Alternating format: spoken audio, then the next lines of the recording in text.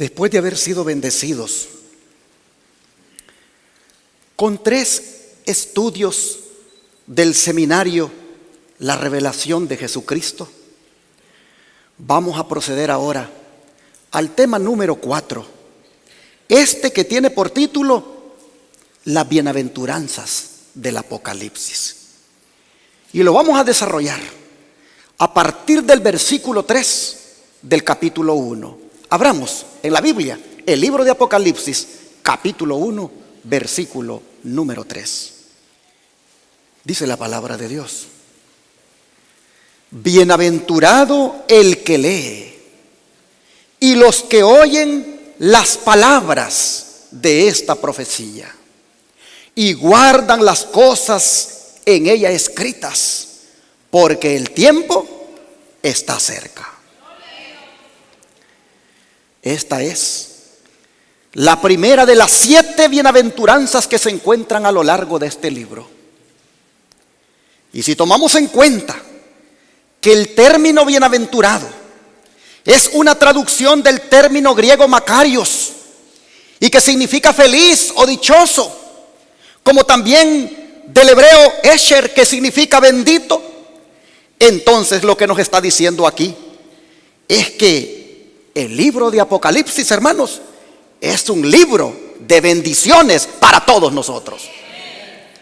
Aquí nosotros encontramos bienaventuranzas consoladoras, llenas de vida y de promesas maravillosas para fortalecer la fe de cada uno de nosotros. Pues no nos olvidemos, hermanos, que en contraposición a estas bienaventuranzas, este libro también habla de 7 ayes para los que no obedecen la palabra de Dios.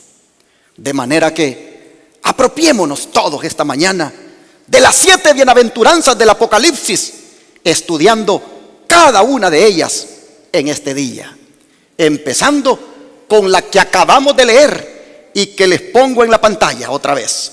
Esta que dice: bienaventurado el que lee y los que oyen las palabras de esta profecía. Hermanos, mejor estímulo no podemos tener para leer el libro de Apocalipsis. Si hay una bendición directa y formal sobre la lectura de una parte de la palabra de Dios, es la que se encuentra aquí en el libro de Apocalipsis. ¿Y por qué Dios promete una bendición al dedicar tiempo a la lectura de este libro? Porque, como hemos dicho en estudios anteriores, hay una tendencia a ignorar su contenido. Y esto no es otra cosa que obra de Satanás, para que no nos demos cuenta de los engaños de él, que aquí en este libro son desenmascarados. El don profético lo respalda, se los pongo aquí. ¿Por qué existe, pues, dice, esta ignorancia general acerca de tan importante porción de las Escrituras? ¿Por qué es tan universal la falta de voluntad para investigar sus enseñanzas? Es resultado, dice, de un esfuerzo del príncipe de las tinieblas para ocultar a los hombres lo que revela sus engaños. Por esto Cristo el revelador, previendo la guerra que se haría al estudio del Apocalipsis, pronunció una bendición sobre cuantos leyesen, oyesen y guardasen las palabras de la profecía. Conflicto de los siglos, página 341. ¿Y cómo nosotros deberíamos entender, hermanos, este énfasis que hace sobre los que leen, sobre los que oyen y sobre los que guardan? Dejemos que el mismo libro, El conflicto de los siglos, un poco antes de esta nota que acabamos de leer, nos lo diga. Miren ustedes, el profeta dice: bienaventurado el que lee. Hay quienes, dice, ¿qué cosa? No quieren leer, y por lo tanto la bendición no es para ellos. Dice: y los que oyen. Hay algunos, dice, que se niegan a oír cualquier cosa relativa a las profecías. Pues la bendición no es tampoco para esa clase de personas. Pero dice: y guardan las cosas en ella escritas. Muchos, dice, se niegan a tomar en cuenta las amonestaciones e instrucciones contenidas en el Apocalipsis. Por lo tanto, ninguno de ellos, dice, tiene el derecho a la bendición prometida.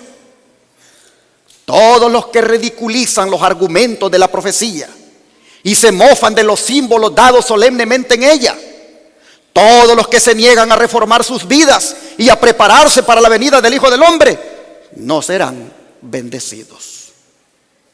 Conflicto de los Siglos, página 340. Interesante. Todos los que no quieren leer el libro de Apocalipsis se pierden de la bendición. Y todos los que no quieren oír, pues igualmente se la pierden. Y todos los que no quieren obedecer lo que está escrito aquí, pues tampoco serán bendecidos.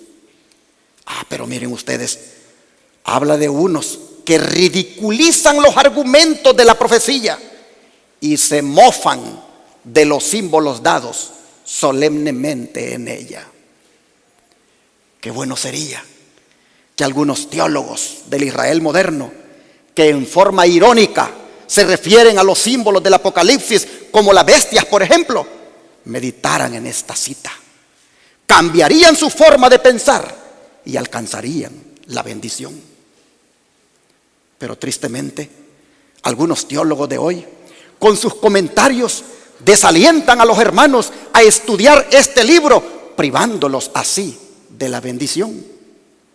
Por eso nosotros, cuando oigamos comentarios como ¿y para qué estudiar las bestias si de todos modos las llevamos dentro? Cuando oigamos comentarios como ¿y para qué estudiar de las bestias si las bestias no salvan? Sencillamente, hermanos, no hagamos caso a esos comentarios y sigamos adelante estudiando el libro de Apocalipsis. ¿Por qué? Para no perdernos, hermanos, la bendición.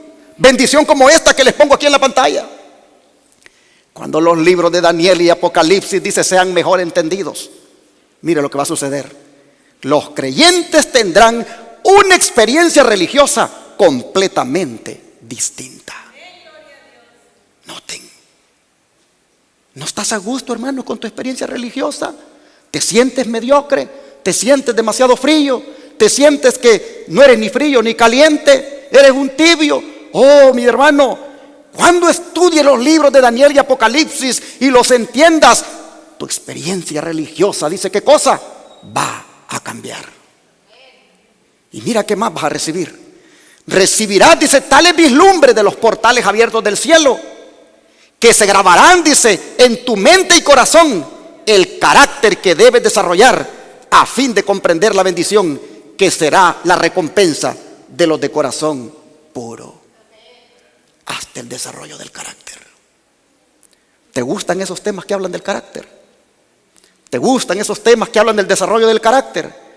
Pues mira, cuando estudies Daniel y Apocalipsis y logres con la gracia del Señor entenderlo, entonces dice, se grabará en tu mente el carácter que necesitas desarrollar para ir al cielo. Dice, el Señor bendecirá a todos los que con humildad y mansedumbre traten de comprender lo que se revela en el Apocalipsis. Con humildad y mansedumbre. Este libro, dice, presenta en forma tan vívida escenas de inmortalidad y está tan lleno de gloria que todos los que lo lean y escudriñen con fervor recibirán la bendición prometida a aquellos que oyen las palabras de esta profecía y guardan las cosas en ella escritas. Una cosa, dice, se va a comprender con certeza por el estudio del Apocalipsis, y es que la relación entre Dios y su pueblo es estrecha e inequívoca. Amén. Testimonios para los ministros, página 114. Es tan estrecha, hermanos, la relación entre Dios y su pueblo, que aquí en el Apocalipsis nosotros miramos que Él nos dice cómo nos va a sellar, que Él nos dice cómo sellará a sus hijos para que no caigan las plagas sobre ellos. Oh, es tan estrecha la relación entre Dios y su pueblo que dice que hasta nos va a dar el privilegio de que nos sentemos en un trono a la par de Él para que juzguemos. Es tan estrecha la relación entre Dios y su pueblo que dice que hasta nos toca la puerta de nuestro corazón porque quiere comer con nosotros. Oh, hermanos, todo eso se descubre en el libro del Apocalipsis. Por eso es que dice, son bienaventurados los que lo leen, los que oyen y también obedecen. Y esto es importante, hermanos, lo que acabo de decir por último. Los que obedecen. Es decir, la felicidad no solo se alcanzará por leer o por oír, sino también por guardar las cosas aquí escritas, que no es otra cosa que obedecer lo que aquí está. Y Jesús siempre se ha asegurado que todo el que oye su palabra no solo la oiga, sino la obedezca. Voy a presentarles unos textos bíblicos donde se nota la preocupación de Jesús de no solamente escuchar su palabra, sino también de ponerla por obra. Por ejemplo, Lucas 11:28. Vamos para allá. En Lucas capítulo 11, versículo 28, el Señor nos dice lo siguiente. Lucas 11:28. Escuchen.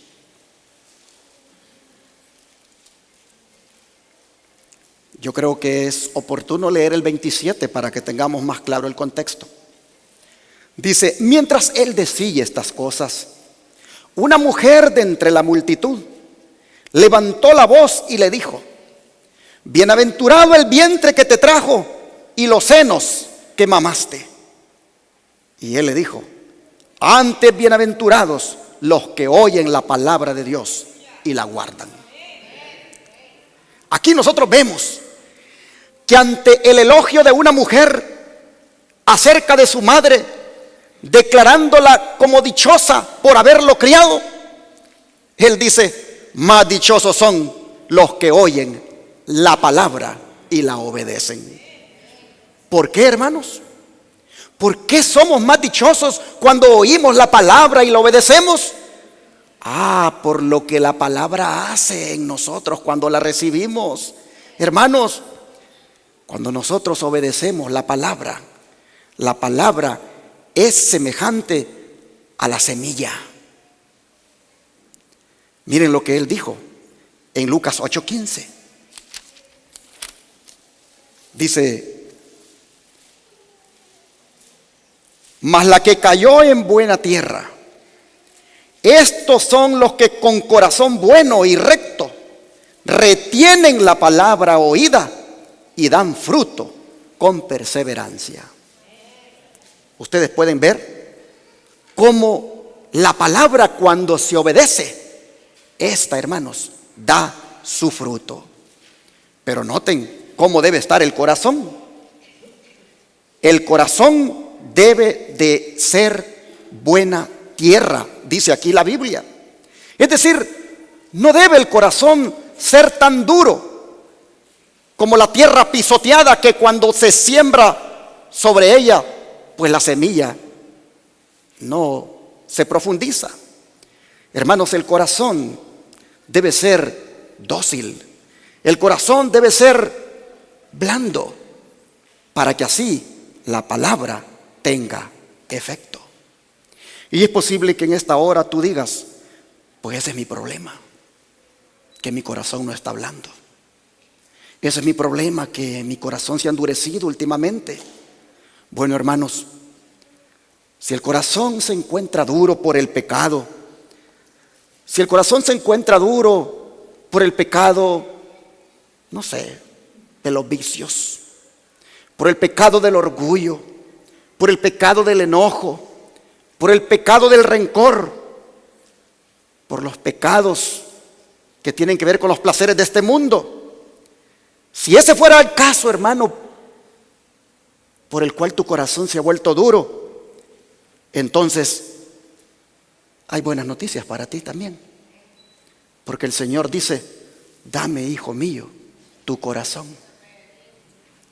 Si Él te lo pide, es porque te lo quiere ablandar. Si Él te lo pide, es porque te lo quiere cambiar. Si Él te lo pide es porque quiere que ese tipo de terreno que hay en tu corazón esté apto para poner en Él su palabra. Dame, hijo mío, tu corazón, dice Dios. Hermanos, cuando nosotros se lo demos, entonces será bien fácil guardar su palabra. Entonces, hermanos, miraremos la bendición como nunca antes. Miren ustedes la bendición que vendrá cuando nosotros guardemos su palabra. Vamos al Evangelio de Juan, capítulo 14, verso 23. Juan 14, verso 23. Aquí dice Jesús: respondió Jesús y le dijo: el que me ama, mi palabra guardará, y mi Padre le amará, y vendremos a él y haremos morada con él. Amén. ¿Te das cuenta? ¿Te das cuenta cuál es el fruto? Hermanos, que finalmente el Padre y el Hijo vendrán a morar en nosotros. Yo creo que más grande bendición no se nos puede ofrecer que la deidad venga a morar en nosotros. ¿O cuántos creen que eso es algo muy especial? Mis hermanos, es como dijo el apóstol Pedro, ser participantes de la naturaleza divina. Y este privilegio solo se alcanza si guardamos su palabra, si la obedecemos. Y miren ustedes a cuál palabra se refería Jesús. Vean el contexto, versículo 15. Dice, versículo 15: si me amáis, porque estamos en el capítulo 14, ¿verdad? Vamos al versículo 15 para ver el contexto. Si me amáis, guardad, ¿qué cosa? Mis mandamientos. Y el verso 21 dice: el que tiene mis mandamientos y los guarda, este es el que me ama.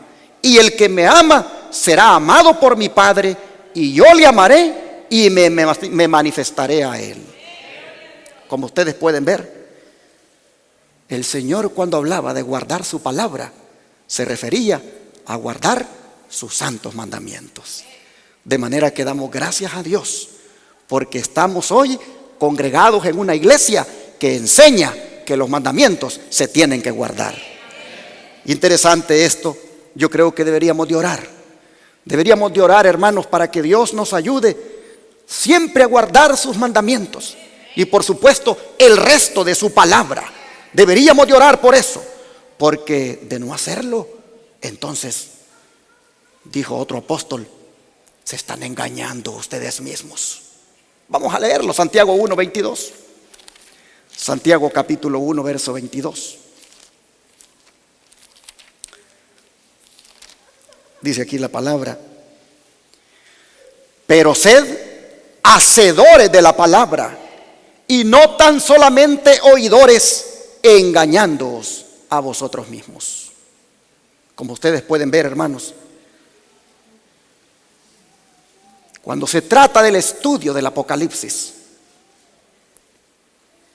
no nos contentemos solamente con leerlo y entender sus profecías, sino que también busquemos obedecer lo que aquí está escrito. Y lo vamos a ver más adelante. Pero aquí por lo menos se dice que no seamos como tibios.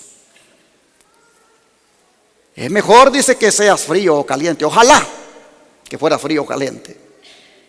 Pero por cuanto eres tibio, dice él, te vomitaré de mi boca. Esas palabras, hermanos, uno pudiera sentir, wow, qué fuerte es el Señor conmigo. Pero es que el Señor nos ama y no quiere que nos perdamos. Y por eso es que palabras como esas y otras que se encuentran en el Apocalipsis, hermanos, somos nosotros llamados a obedecerlas, como también otros mensajes que salen de la palabra, porque de lo contrario nos engañamos a nosotros mismos.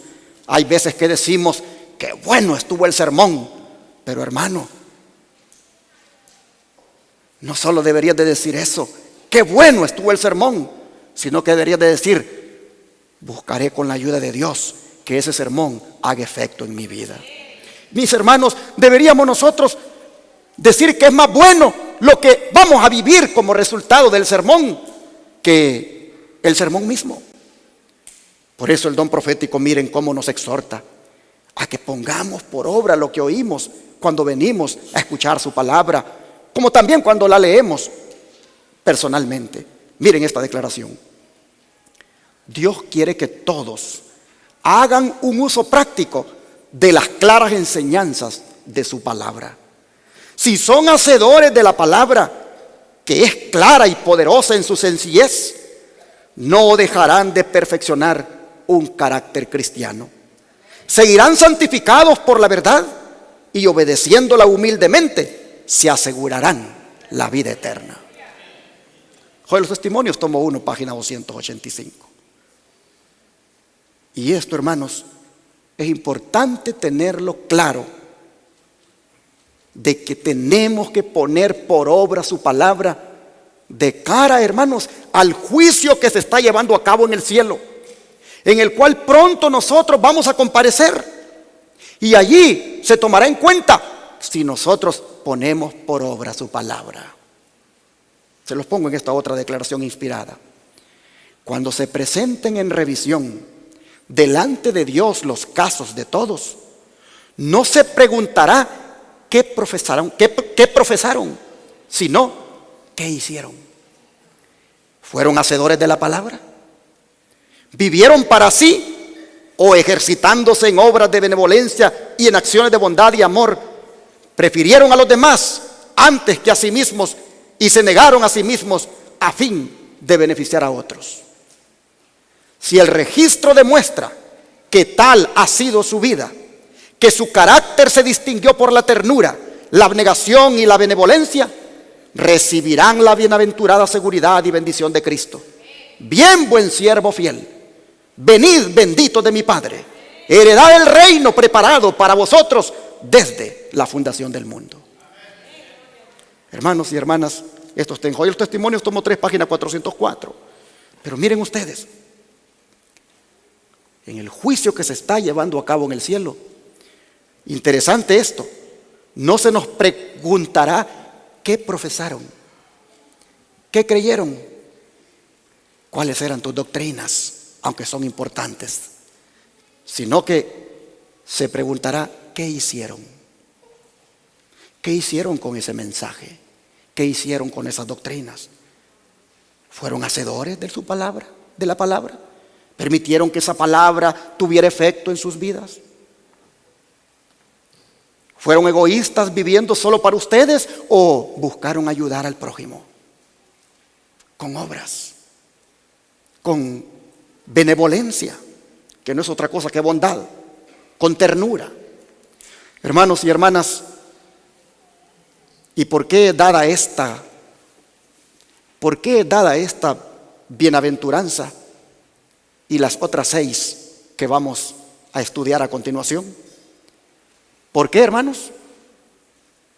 Porque el tiempo, ¿qué cosa dice? No lo puedo aquí esta cosa mostrárselo, creo aquí está. Porque el tiempo está cerca.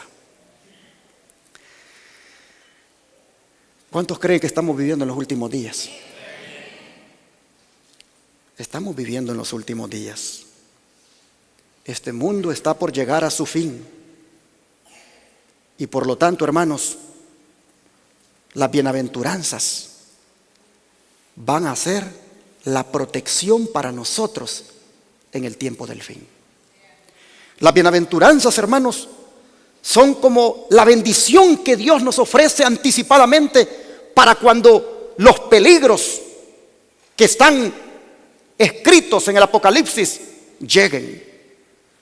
Peligros, hermanos, que desde 1844 para acá se han venido acrecentándose de tal manera que solo falta el desenlace, y es la venida de Jesucristo. Oh, cuando eso sea, hermanos, no va a ser fácil para muchos enfrentar lo que venga. Pero con las bienaventuranzas que el Señor nos da, nosotros estaremos felices cuando otros tristemente sufran. Hermanos, el Señor en su misericordia ha permitido que muchos inclusive se mueran antes de que esos peligros lleguen.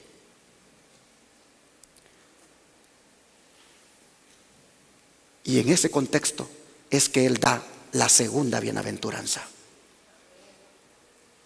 Porque muchos que se están muriendo ahora, escuchen, muchos que se están muriendo ahora y mueren en Cristo creyendo este mensaje, hermanos, esos son felices por morirse ya. ¿Por qué? Por lo que dice la segunda bienaventuranza. Vamos a Apocalipsis 14, versículo 13. Apocalipsis 14, versículo 13. Aquí nosotros encontramos las escrituras diciendo: oí una voz que desde el cielo me decía: escribe, bienaventurados de aquí en adelante los muertos que mueren en el Señor. Sí, dice el Espíritu, descansarán de sus trabajos, porque sus obras con ellos siguen. La expresión, hermanos, esta que dice: bienaventurados de aquí en adelante los muertos que mueren en el Señor. Hermanos, esta expresión, por el contexto en el cual es expresada, que es cuando comienzan los mensajes de los tres ángeles, según los versos 6 al 12, nos dice que todos los que mueran creyendo el mensaje de los tres ángeles, que todos los que mueran dejándose santificar por el mensaje de los tres ángeles, hermanos, todos ellos son felices. ¿Por qué razón? Por tres razones. Número uno, porque esos que mueren antes que llegue el gran tiempo de angustia, hermanos, esos serán guardados de las terribles pruebas que van a afligir al mundo cuando lleguen. La segunda razón por la cual son bienaventurados los que se están muriendo en el mensaje de los tres ángeles y que lo viven, es porque ellos van a participar de una resurrección especial, dice el profeta Daniel, una resurrección de justos que se levantará a escasos momentos de que Cristo aparezca en gloria. Se van a levantar y lo van a ver venir con poder y majestad. Oh, hermanos, estos son bienaventurados porque serán parte de esa resurrección especial. Pero también son bienaventurados porque ellos, hermanos, su influencia que ejercen mientras viven, esa influencia continuará en las personas a quienes ellos les testificaron, continuará en las personas a quienes ellos les hablaron del mensaje. Después que ellos fallezcan, esas personas tomarán en cuenta las palabras que ellos les dijeron. Hermanos, todo esto que les digo se desprende de esta cita inspirada que les pongo en la pantalla. Conflicto de los siglos, página 372 y 373. Escuchen, el Señor no aflige ni entristece voluntariamente a los hijos de los hombres. Como el Padre se compadece de los hijos, se compadece Jehová de los que le temen. Él sabe si las personas por quienes se ora podrán soportar las pruebas que les sobrevendrán si sobreviven. Él conoce el fin desde el principio. Se permitirá que muchos duerman en el sueño de la muerte antes de las terribles pruebas que afligirán al mundo en el tiempo de angustia. Se pidió al apóstol que escribiera: bienaventurados de aquí en adelante los muertos que mueren en el Señor. Sí, dice el Espíritu, descansarán de sus trabajos porque sus obras con ellos siguen. Como ven, aquí nosotros tenemos la primera razón por la cual son bienaventurados los que mueren en el Señor, durante la proclamación del mensaje del tercer ángel, es porque el Señor dice, quiere librarlos de soportar la gran angustia que vendrá. Por eso son bienaventurados. Ahora veamos la segunda razón.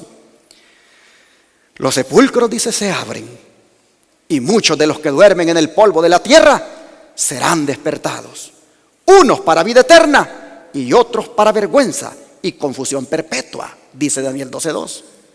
Todos, dice, los que murieron en la fe del mensaje del tercer ángel, en ese entonces salen glorificados de la tumba para oír el pacto de paz que Dios hace con los que guardaron su ley.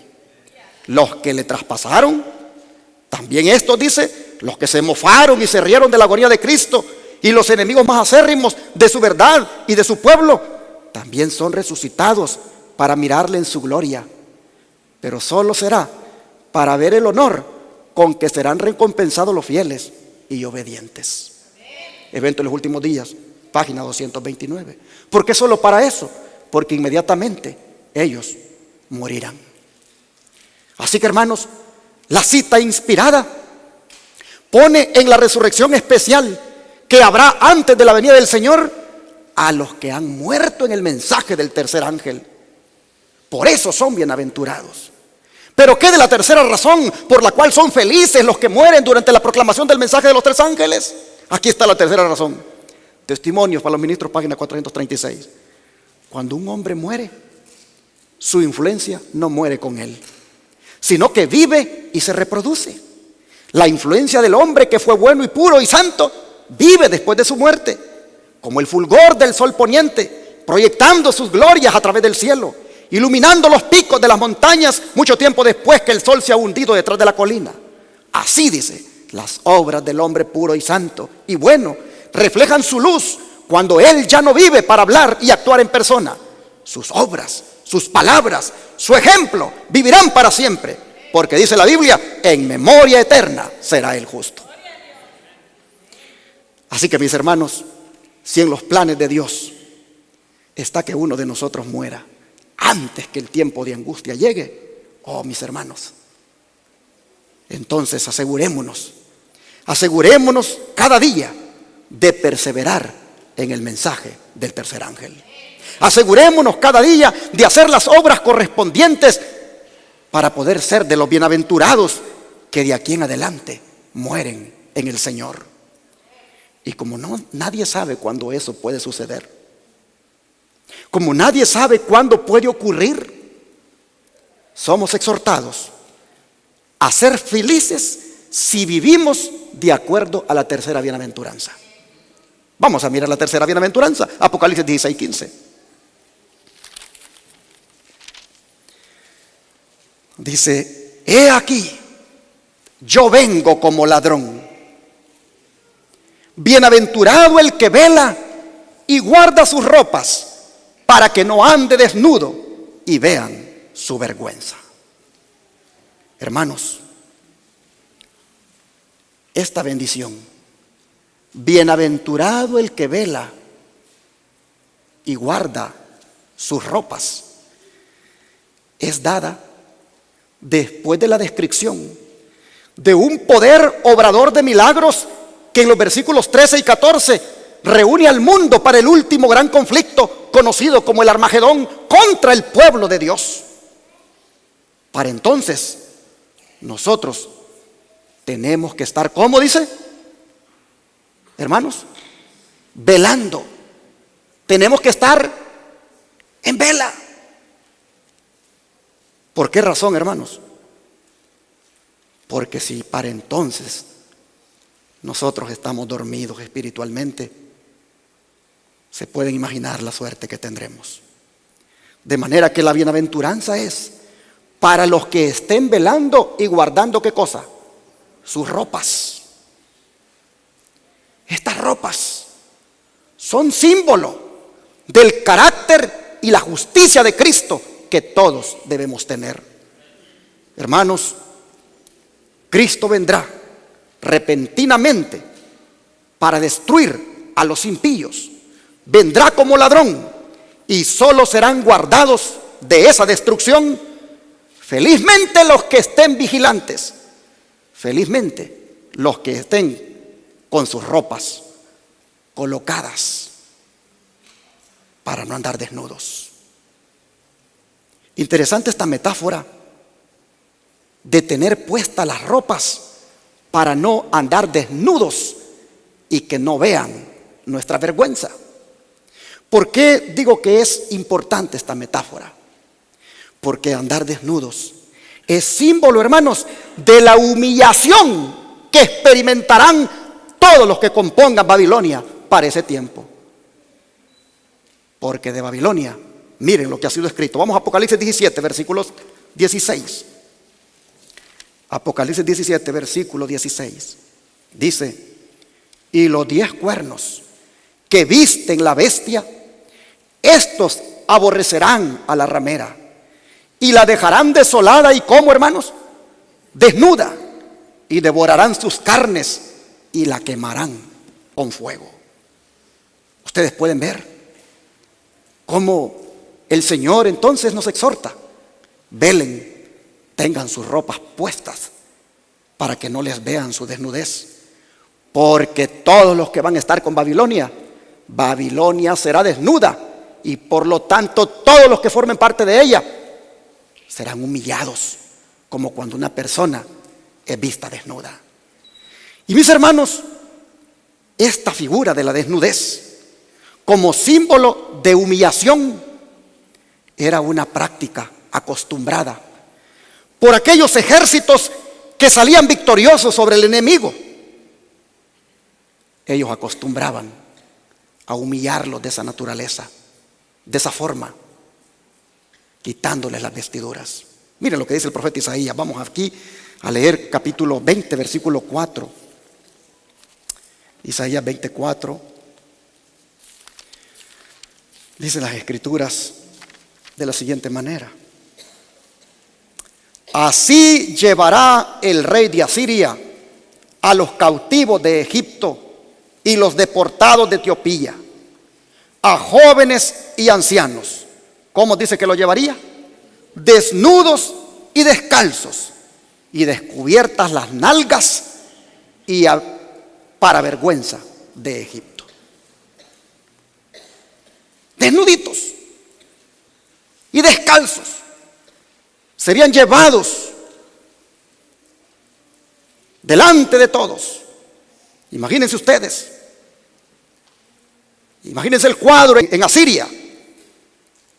Imagínense el cuadro, desfilando los prisioneros de Egipto y también dice los de Etiopía, desfilando ellos completamente desnudos, para vergüenza de los egipcios y de los etíopes.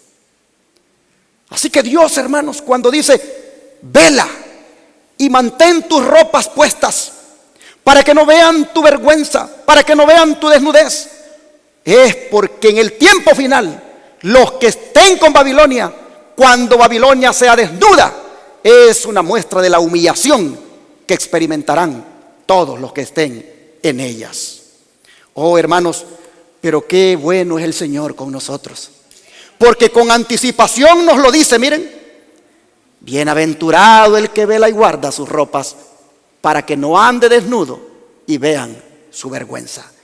Con anticipación nos lo dice, para que en vez de experimentar la humillación, mejor, hermanos, experimentemos esta felicidad. El Señor con tiempo nos lo dice, para que nosotros seamos guardados de esa humillación y seamos felices de que nosotros, el Señor, nos va a proteger. ¿Y cuál es el significado espiritual de la desnudez? Bueno, dejemos que el don profético nos lo diga. Jesús dice: aquí vengo como ladrón, bienaventurado el que velare y guardare sus vestiduras, no sea que ande desnudo y vean su vergüenza. Aquí dice, está la gran preocupación a ser llevada por cada uno. ¿Están perdonados mis pecados? Entonces quiere decir que la vergüenza de la desnudez es el pecado. ¿Están perdonados mis pecados? ¿Me ha quitado la culpa Cristo, el cargador de las ansiedades? ¿Tengo un limpio corazón purificado por la justicia de Cristo Jesús? Ay de cualquier alma que no está buscando refugio en Cristo. Ay de aquel que haga que algún hermano sea menos vigilante. Río Ángel, 11-27 del año 1900. Hermanos y hermanas, seamos todos vigilantes en este tiempo del fin. Seamos todos vigilantes cada día de cómo andamos delante del Señor.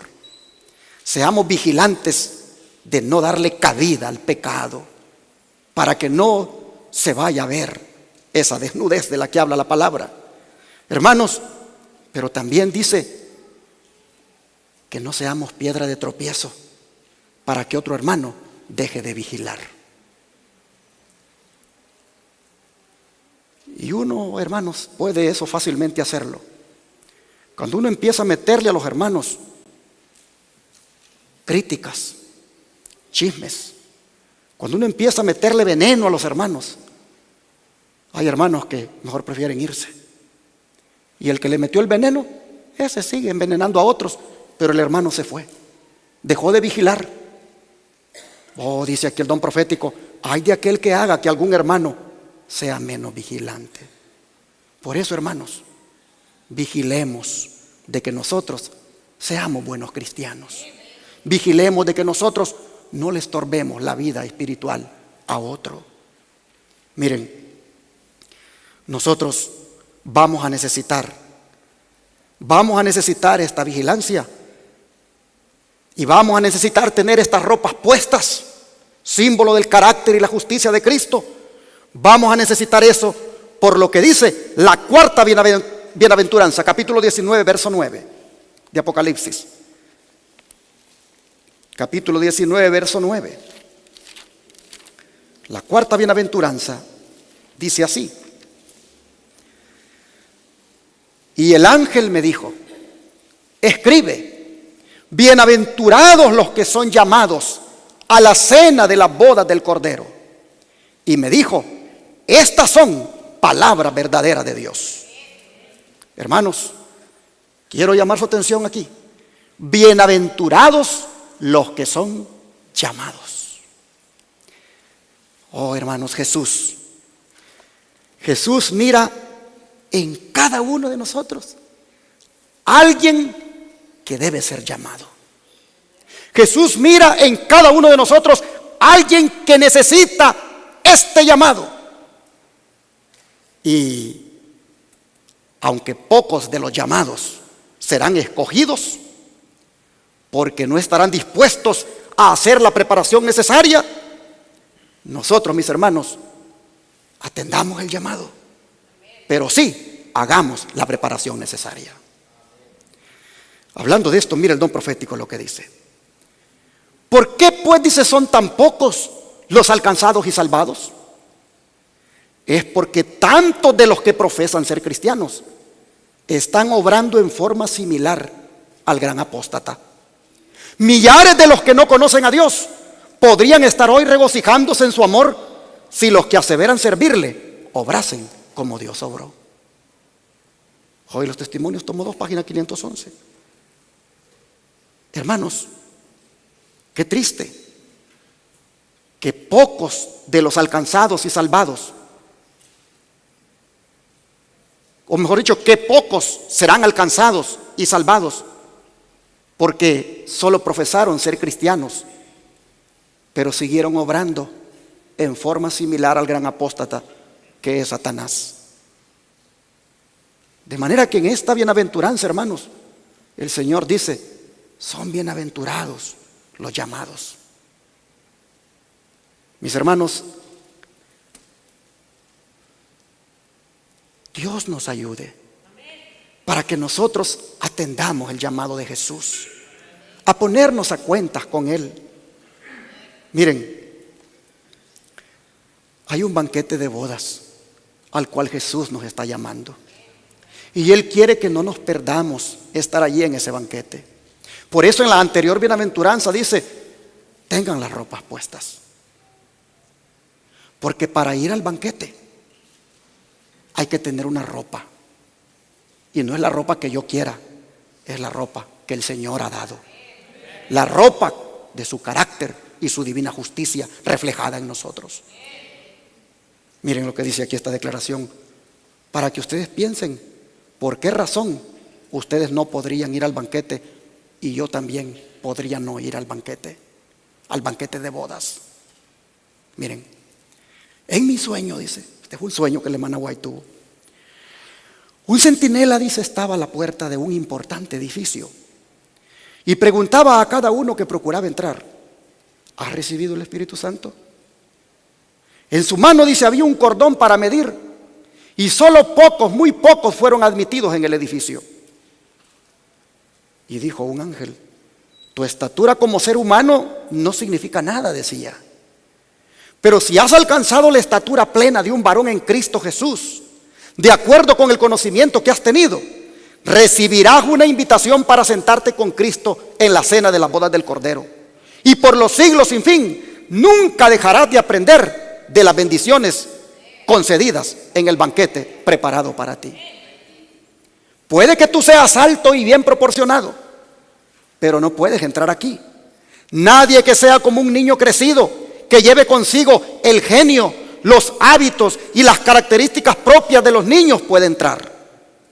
Si has alimentado desconfianzas, críticas, mal genio, orgullo, no puedes ser admitido, pues echarías a perder la fiesta. Todos los que entran por esta puerta tienen el traje de bodas tejido en el telar del cielo. Mensajes Selectos, tomo 1, página 128 a la 129. ¿No les parece que esta es una declaración muy tremenda? Mis hermanos, miren ustedes lo que dice aquí, que va a impedir que entremos. Si hemos alimentado desconfianzas, críticas, mal genio, orgullo, dice, no podríamos entrar porque echaríamos a perder la fiesta. Así que, ¿cuánto necesitamos a Cristo Jesús para que nos quite todas esas cosas que dice esta declaración? ¿Cuánto necesitamos a Jesús que obre con nosotros para que nos quite esas desconfianzas, esos orgullos, esos mal genios? Hermanos, y el Señor lo quiere hacer. Él dice: venid a mí, tal como estás, trabajado y cargado, que yo te voy a hacer descansar. Ven con tu orgullo, ven con tu mal carácter, ven con tus desconfianzas, ven con ese espíritu de criticón que tienes o de criticona que tienes. Ven, dice el Señor, yo te voy a hacer diferente, yo te voy a cambiar. Todo mal hábito puede ser cambiado por Jesucristo. Vengamos a Él. No sigamos siendo los mismos.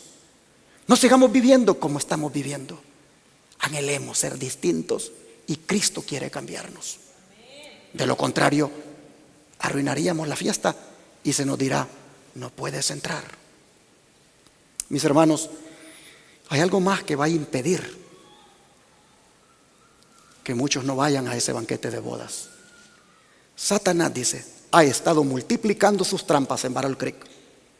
Battle Creek era una ciudad allá en Michigan, donde estaba la sede central de la iglesia adventista en aquellos tiempos, y también estaba el colegio principal adventista. Pues allí, dice, Satanás estaba multiplicando sus trampas, ahí en Battle Creek. Y los cristianos profesos, dice, pero superficiales en su carácter y experiencia religiosa, son empleados por el tentador como lazos para entrampar. Los mismos hermanos estaban siendo instrumentos del diablo para hacer el trabajo en el pueblo de Dios. Noten quiénes eran. Esta clase, dice, está siempre lista para las reuniones de placer y deportes. Era de placer y de deportes. Y su influencia, dice, atrae a otros. Y ahora va a poner en específico quiénes eran. Los jóvenes y señoritas que procuran ser cristianos de acuerdo con la Biblia son inducidos a unirse a ese grupo y atraídos en el círculo. No consultan con oración la norma divina para saber lo que dijo Cristo en cuanto a los frutos que debe llevar el árbol cristiano. No disciernen que estos entretenimientos son realmente el banquete de Satanás preparado para impedir que las almas acepten la invitación a la cena del Cordero y reciban el manto blanco del carácter, que es la justicia de Cristo. Consejos para maestros 324. Jóvenes y señoritas andaban en las distracciones de los deportes, ese deporte competitivo que todavía sigue manifestándose entre los hermanos. Qué triste, porque dice que no se dan cuenta que ese es el banquete de Satanás preparado para ellos, para impedirles que acepten la invitación a la cena del Cordero. Mis hermanos, por eso es importante que nos mantengamos, como dice aquí, dentro de los llamados a la cena de las bodas del Cordero. ¿Por qué, hermanos? Porque si nos mantenemos dentro de los llamados y finalmente estamos en esa cena, ¿quién nos va a servir? A ver, ¿quién nos va a servir? Vamos a leerlo en la Biblia. Vamos a Lucas capítulo 12, versículos 36 y 37. Lucas capítulo 12, versículos 36 y 37. Dijo Jesús: estén ceñidos vuestros lomos, desde el 35. Estén ceñidos vuestros lomos y vuestras lámparas encendidas.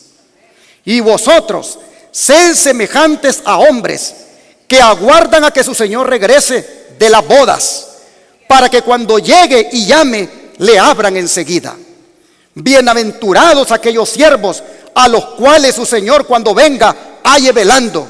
De cierto les digo que se ceñirá y hará que se sienten a la mesa y vendrá a servirles.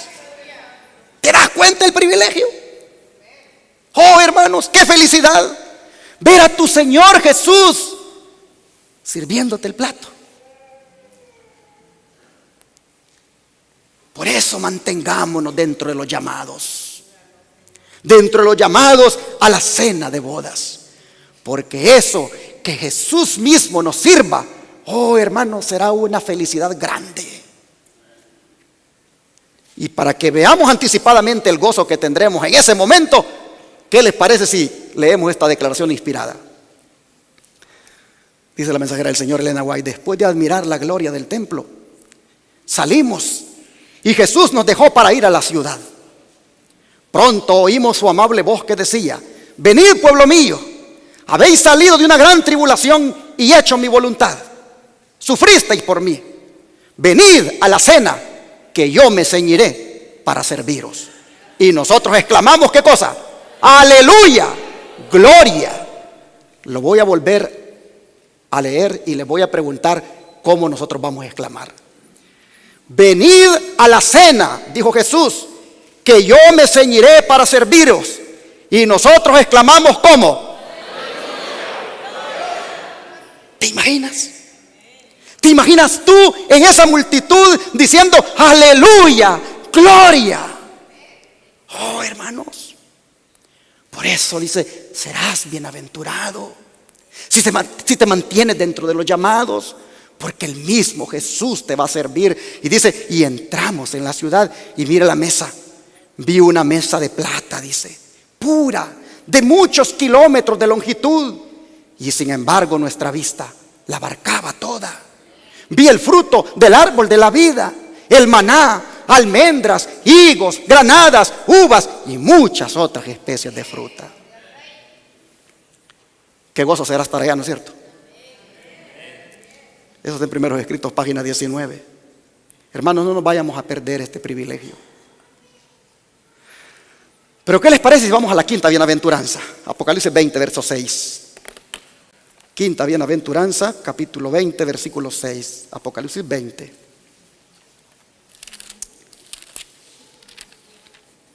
Aquí las escrituras dicen: bienaventurado y santo el que tiene parte en la primera resurrección. La segunda muerte no tiene potestad sobre estos, sino que serán sacerdotes de Dios y de Cristo y reinarán con Él 1000 años. Hermanos, hermoso esto. Bienaventurado y santo el que tiene parte en la primera resurrección. Imagínense ustedes, si somos de los que van a estar vivos cuando Cristo venga, la emoción que vamos a sentir cuando veamos a nuestros parientes o hermanos que ya murieron en el mensaje del tercer ángel y que fueron fieles hasta el último día de su vida. La emoción que vamos a sentir al verlos que salen de la tumba inmortales. Mis hermanos. O la gran felicidad que vamos a tener si nosotros, hermanos, ya hemos muerto y salgamos con esos cuerpos transformados, capaces de atravesar el espacio. No necesitaremos allí trajes de astronauta. Atravesaremos el espacio por el poder de Jesucristo. Oh, qué hermoso será esto. Bienaventurado el que tiene parte en la primera resurrección. Será algo grandioso, hermanos. Será algo grandioso. Y el don profético no escatima palabras en cuanto al momento ese tan especial. Miren ustedes, en la primera resurrección, el dador de la vida llamará a la posesión que él ha comprado. Y hasta esa hora de triunfo, en la cual resonará la trompeta final y el vasto ejército se adelantará para apropiarse de la victoria eterna. Todo santo que duerme será salvaguardado y protegido como una joya preciosa a la cual Dios conoce por nombre. Hermanos, será algo especial. Gracias al poder del Salvador, dice, que moraba en ellos mientras vivían, y debido a que fueron participantes de la naturaleza divina, serán levantados de entre los muertos.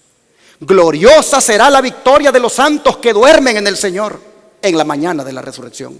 El dador de la vida coronará de inmortalidad a todos los que se levanten del sepulcro. Allí estará la hueste que ha resucitado. Su último pensamiento se refería a la muerte y sus dolores. Sus pensamientos postreros fueron referentes al sepulcro y la muerte. Pero ahora miren lo que dicen. ¿Dónde está, oh muerte, tu aguijón? ¿Dónde, oh sepulcro, tu victoria? Reciben el toque final de la inmortalidad y se adelantan para encontrar a su Señor en el aire. Del otro lado están las columnas de los ángeles. Entonces el coro angélico da la nota de victoria y los ángeles en 2 grupos inician el himno y la hueste de redimidos se les une como si ya sobre la tierra lo hubieran entonado, y en realidad lo han hecho. Oh, qué música. No hay una sola nota discordante. Toda voz proclama: el cordero que fue inmolado es digno. Él, por su parte, contempla el trabajo de su alma y se siente saciado. Hijos e hijas de Dios, página 361. Al leer estas palabras, al leer este momento glorioso, pregunto a todos ustedes: ¿cuántos damos gloria a Dios por esto? Hermanos, bienaventurados, felices los que tengan parte en la primera resurrección. Qué felices seremos. ¿Por qué razón? Dice, porque la segunda muerte no va a tener potestad sobre nosotros. ¿Qué es esto de la segunda muerte? Oh, hermanos, porque resulta que los impíos, estos van a resucitar posteriormente, después de 1000 años, en una segunda resurrección. Solamente que resucitarán, y así como resucitarán, volverán a morir cuando del cielo fuego y azufre sea derramado sobre ellos. Por eso Cristo dice: son bienaventurados, son felices, son dichosos los que en la primera resurrección salgan de la tumba. Hermanos, miren lo que seremos. Seremos, dice, sacerdotes de Dios y de Cristo, y reinaremos con Él 1000 años. Amén. Oh, mis hermanos, por eso es importante que venzamos la tibieza espiritual, para que podamos participar de esta bienaventuranza. Mire lo que Cristo le dice a los vencedores. Vamos aquí mismo, Apocalipsis, el capítulo 3, verso 21. Apocalipsis 3, verso 21. dice el Señor.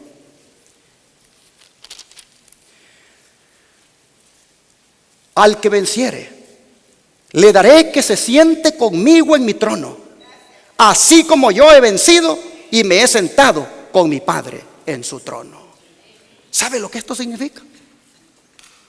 Sentarse con Él en el trono. Que usted también va a juzgar con Él. Hermanos, y si ustedes creen que esto pues está demasiado lejos, entonces anímense con la sexta bienaventuranza, la que se encuentra en Apocalipsis 22:7.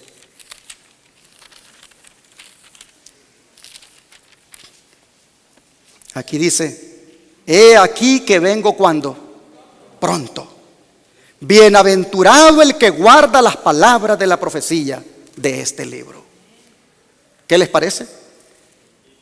He aquí que vengo pronto. Hermanos, el Señor dice que nos gocemos, porque todas las cosas que hemos leído del Apocalipsis, todas, mis hermanos, Él vendrá pronto a darles cumplimiento. Hermanos, pronto, dice el Señor, vendrá. Pero mientras ese día llega, hermanos, sigamos nosotros guardando las palabras de la profecía de este libro. En otras palabras, sigamos nosotros obedeciendo las palabras proféticas del libro de Apocalipsis y continuemos proclamando la verdad presente, porque esa es la misión que Jesús nos ha encomendado. Se los pongo aquí en la pantalla. Dios dice: ha confiado a su pueblo una obra que debe efectuarse en la tierra. Había de ser dado el mensaje del tercer ángel. Las mentes de los creyentes habían de ser dirigidas al santuario celestial, donde Cristo ha entrado para hacer expiación por su pueblo. La reforma del día de reposo había de ser llevada adelante. Debe ser reparada la brecha en la ley de Dios. El mensaje que debe ser proclamado con fuerte pregón para que todos los habitantes de la tierra puedan recibir la amonestación. El pueblo de Dios debe purificar su alma mediante la obediencia a la verdad y estar preparado para encontrarse con Él sin falta en su venida. Maranata, el Señor viene, página 62. Purificar su alma. ¿Qué significa esto?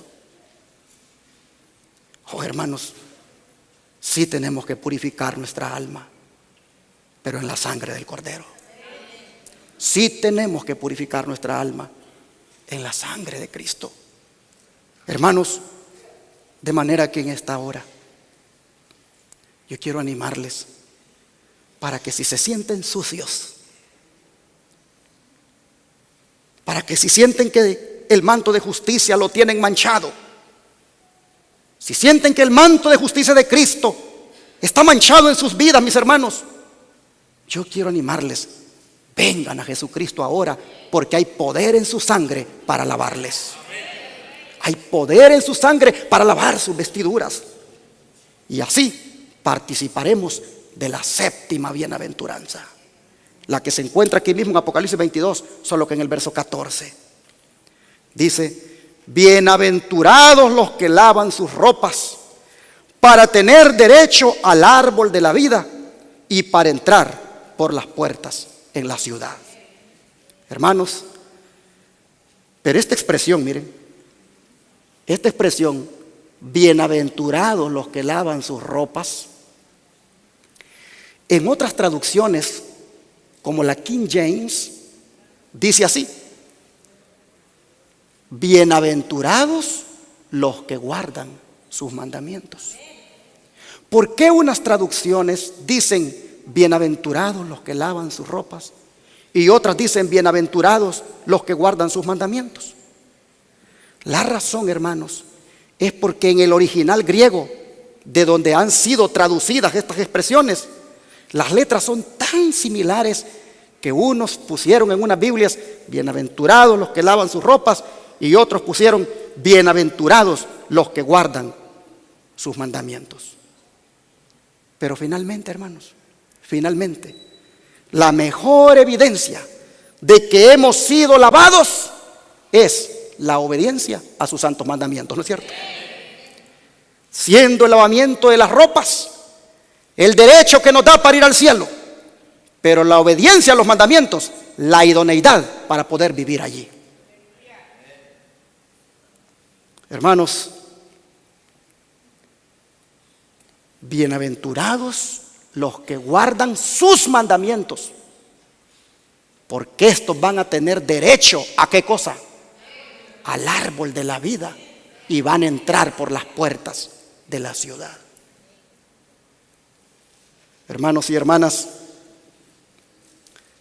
aunque no somos muchos los bienaventurados en esto, porque la gran mayoría ha elegido pisotear los mandamientos al transgredir el sábado, yo pregunto, aunque no somos muchos los bienaventurados, de todas maneras, ¿cuántos estamos contentos de haber conocido la verdad del sábado?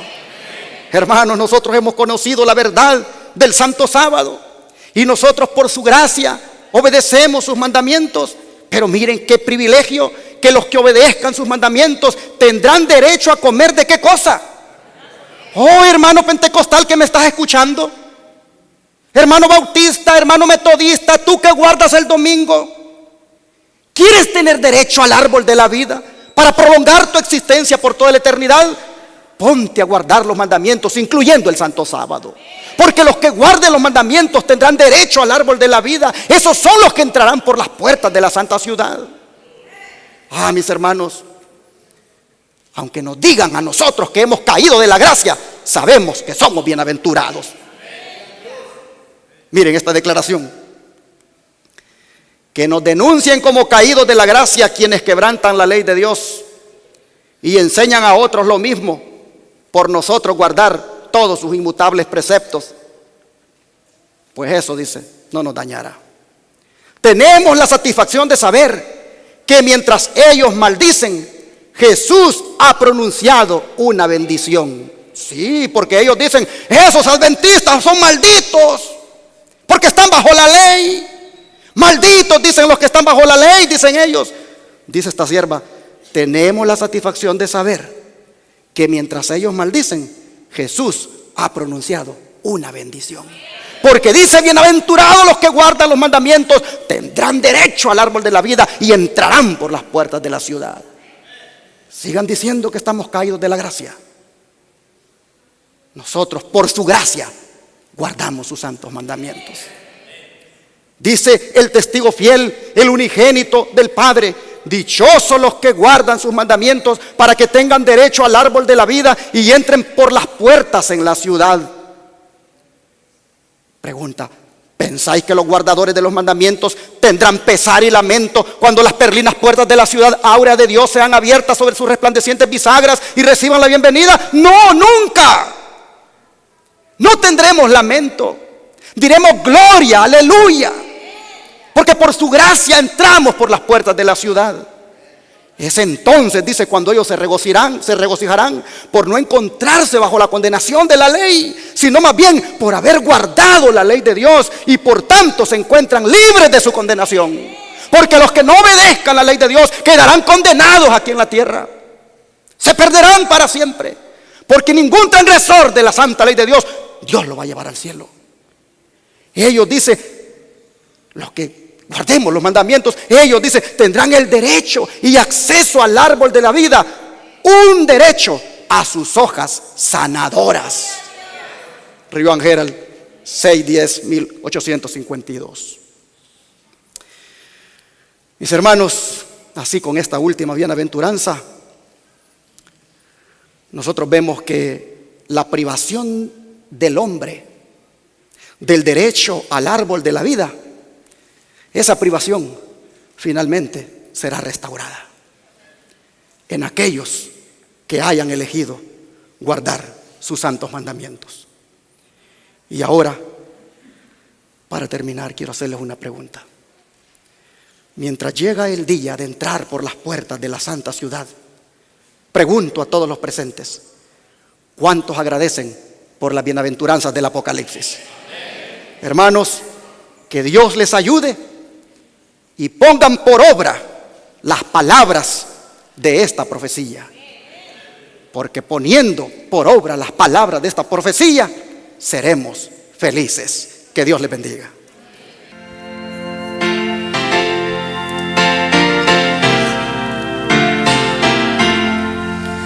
Feliz el día que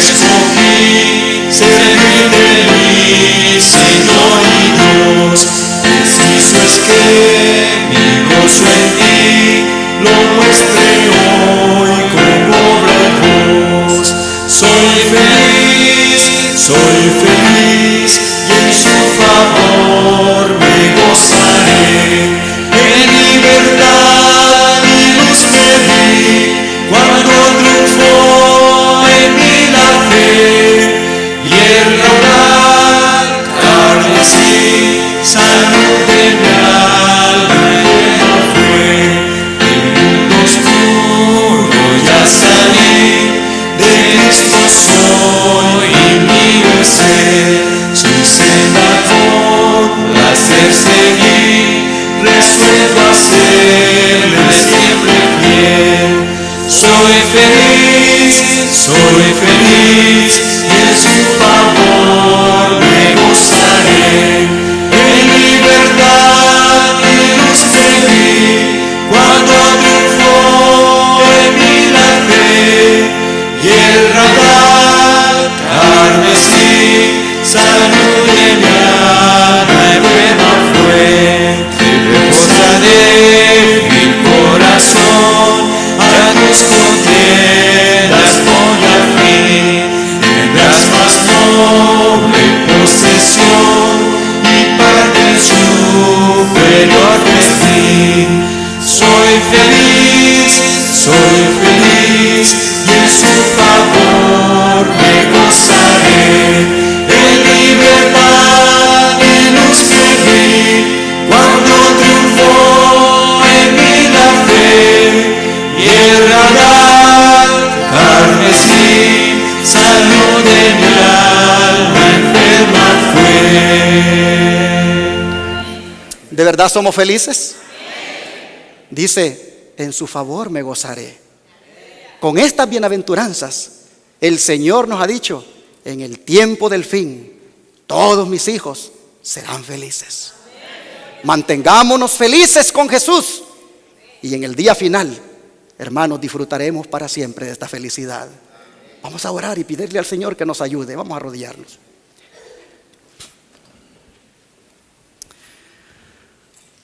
Padre nuestro, gracias porque Apocalipsis tiene tremendas bendiciones para los que estudiamos sus profecías. Gracias porque las bendiciones todas se han presentado ahora y podemos ver que en medio de conflictos, en medio de persecuciones que vendrán, garantizas a tu pueblo su felicidad. Oh Padre, aún morir por ti será feliz. Te rogamos entonces que nos ayudes a mantenernos leales, a mantenernos fieles, a abandonar completamente, Señor, las cosas que nos van a impedir ir allá. Las desconfianzas, las críticas, los enojos, los rencores. Oh Señor, te rogamos que nos cambies hoy. Te pedimos que hagas una transformación en nosotros para que todas estas bienaventuranzas nosotros las podamos disfrutar. Gracias por tu palabra y gracias por la garantía de que seremos felices para siempre. En el nombre de Jesús, amén.